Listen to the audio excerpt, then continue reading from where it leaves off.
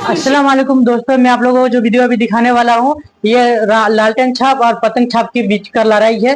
दोनों बहन ने एक दूसरे के तरफ से चल रहा है, लेकिन कौन सच है कौन गलत है आप लोग इस वीडियो में देखें। फिर आप लोगों को हम लास्ट में बात करते हैं। ज्यादा कुछ नहीं बोलेंगे, आप लोगों को टाइम ज्यादा नहीं लेंगे, हम वीडियो को स्टार्ट करते हैं। आप लोग पहले वीडियो को देखें, ठीक है। सऊद आलम साहब को एक एक वोट देने का काम करेंगे। और भी जो लोग हैं वो भी अपने हैं, वो भी लड़ रहे हैं। लेकिन मेरा बस आपसे ये सवाल है कि वोट डालने से पहले ये सोचिए कि क्या वो सरकार बना सकते हैं। अगर वो सरकार के नजदीक पहुंचते हैं तो आप बेशक वोट उन्हें दे दीजिए, लेकिन वो नहीं पहुंचेंगे। उन्हें अगर वोट दिए जाएंगे, बटेंगे अगर हमारे वोट, तो सरकार फिर से भाजपा की बनेगी। और इस बार भाजपा नीतीश जी को मुख्यमंत्री भी नहीं बनाएगी, इस बार वो खुद कब्जा लेगी। तो अब तक जो हालात थे वो बद से बदतर आपके हो जाएंगे। इसलिए आपको पहले ही अपनी सुरक्षा करनी है, और उसका जरिया मैंने जैसा आपको बताया सिर्फ वोट का है आपके पास। इस बार आपको नहीं बैठना है, आपको आवाज से तो पता चल रहा है कि कितना पैसा खाया होगा लालटेन छाप के खिलाफ, मतलब लालटेन छाप के बारे में बोलने के लिए और पतंग के खिलाफ करने के लिए। कि बोआ खाली की ये जनता, ये गयूर आवाम सही फैसला लेगी, लालटेन का बटन दबाएगी और मौलाना सऊद साहब को यहाँ से जिताने का फिर से काम करेगी। आप सब यहाँ मेरी बात सुनने के लिए इकट्ठा हुए, यहाँ पर दूर दूर से लोग आए, मैं आपका तहे दिल से शुक्रिया अदा करती हूँ। और बस एक बात के साथ आपसे विदा लेना चाहती हूँ कि उसूलों पर जब आ जाए तो टकराना जरूरी है, जिंदा हो तो जिंदा नजर आना जरूरी है। और जिंदा कौम की और जिंदा दिल्ली की अगर सबसे बड़ी मिसाल कोई हो सकती है तो वो इस बार इस सरकार को उखाड़ फेंकने की ही मिसाल आपको देनी है। आप सबका यहाँ आने के लिए बहुत बहुत शुक्रिया, धन्यवाद। दुआओं में याद रखिएगा। अस्सलाम वालेकुम। और एक हमारी बहन यूपी कायराना से भी यहाँ आई हुई है, जो बोल रही थी कि अगर यहाँ ओवैसी साहब को वोट देंगे शेरनी, असली शेरनी आया अब, लेकिन यहाँ पे बीजेपी आ जाएगी। तो मेरी बहन एहरा, हमको बहुत खुशी होती थी ये देखकर कि एक कायराना से हमारी बहन है जो इतनी काबिल है, लेकिन अब हमें देखकर ये अफसोस होता है कि तुम हमारे दुश्मनों के हाथों की तलवार बन रही हो।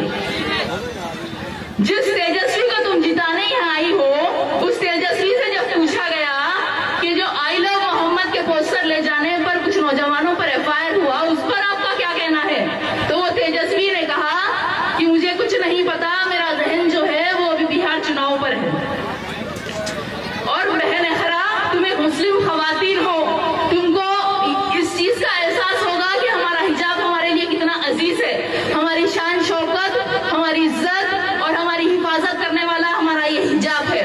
और जब इस हिजाब के बारे में तुम्हारे लीडर अखिलेश यादव से यूपी चुनाव से पहले पूछा गया कि हिजाब बैन पर आपका क्या कहना है, तो तुम्हारे लीडर ने कहा कि मुझे कुछ सुनाई नहीं दे रहा। और जब मेरे खायक असदुद्दीन ओवैसी साहब से पूछा गया हिजाब बैन के बारे में, तो उन्होंने कहा कि हिजाब पहनना मुस्लिम लड़कियों का हक है और एक दिन इस मुल्क की प्राइम मिनिस्टर एक हिजाब पहनने वाली लड़की बनेगी इंशाअल्लाह। तो बहन एहरा, तुम्हारे सदर और मेरे सदर में इतना फर्क है। और जो तुम ये बात बोल रही हो कि यहाँ पे हम हुकूमत तो नहीं बना सकते, तो तेलंगाना में भी वैसे हमारी कोई हुकूमत नहीं है, वहां भी हमारी हुकूमत नहीं है। 119 में से वहां सिर्फ हमारे 7 एमएलए और 17 में से 1 एमपी है, लेकिन वहां जो भी हुकूमत होती है उनको हमारी जरूरत पड़ती है, हमें उनकी जरूरत नहीं पड़ती। वो हमारे इतिहास की ताकत से मजबूर हो जाते हैं। वहां जहाँ कोई भी हुकूमत आती है वो हमारे इशारों पे नाचती है, हम उनके इशारों पे नहीं नाचते। तो हम यहाँ बाहर सीमांचल बिहार में भी हुकूमत बनाने नहीं आए हैं, हम सिर्फ इतना चाहते हैं कि सीमांचल के लोग किंग मेकर बने। हम नहीं चाहते यहाँ पे एनडीए की सरकार बने। हमारी ख्वाहिश ये है कि 14 तारीख के दिन जब चुनाव के नतीजे आए तो ये महागठबंधन के लोग हमारे दर पर आए, खटखटाकर बोले चलो हमारे साथ पटना, हम मजबूर हैं, अब हम तुमको भी तख्त पर बिठाएंगे। और अगर इंशाअल्लाह हम ये करने में कामयाब हो गए तो पूरे हिंदुस्तान मुत्तहीद हो जाए तो हम हमारी इत्तेहाद की ताकत से यहाँ की हुकूमतों को झुका सकते हैं। और सिर्फ रियासतों के चुनाव में नहीं, लोकसभा इलेक्शन में भी हम किंग मेकर बन सकते हैं इंशाल्लाह एक दिन। इस बात को जहन में रखिए कि आज नीतीश कुमार के 12 MP और चंद्रा बाबू के 14 MP की तरफ से NDA की सरकार है। तो 11 तारीख के दिन मेरी आप तमाम से अपील है, मजलिस के हक में अपना वोट डालकर हमें झुकना नहीं, यहाँ की हुकूमत